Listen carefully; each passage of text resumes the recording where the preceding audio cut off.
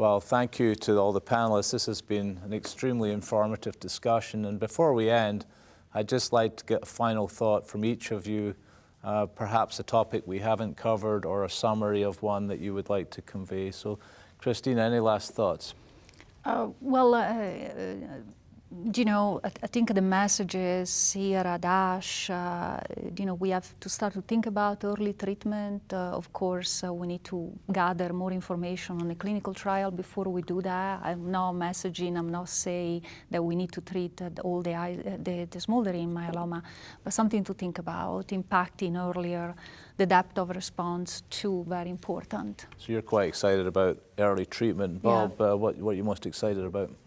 I think the MRD data and the increasing utility of that approach is really exciting, and I hope to be able to have more utility in the future in terms of making treatment decisions on that.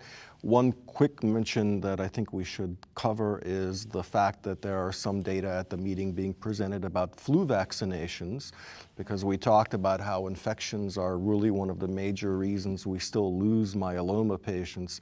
And there is some data actually from a colleague of yours, Noopur, now at MGH about maybe doing 2 high-dose influenza vaccinations because the myeloma folks tend to lose their titers after just the first one. So that could be a great benefit to a lot of people without a lot of cost and without the need for chemotherapy. Yeah, very good point. Harry, what's exciting to you before we leave? I'm very excited for our patients. So at this meeting, we have data for patients who are non-transplant eligible with the quadruplet, for transplant eligible with the various studies that show MRD negativity.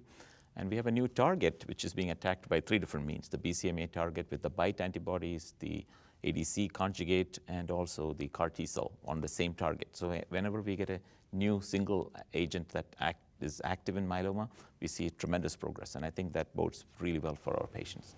Good summary. Noopur? I couldn't agree more, and I think it's so exciting, not only with all the therapies, but as Bob has pointed out, with our diagnostics also getting better with MRD and other stuff which you'll hear about with circulating DNA, circulating tumor cells.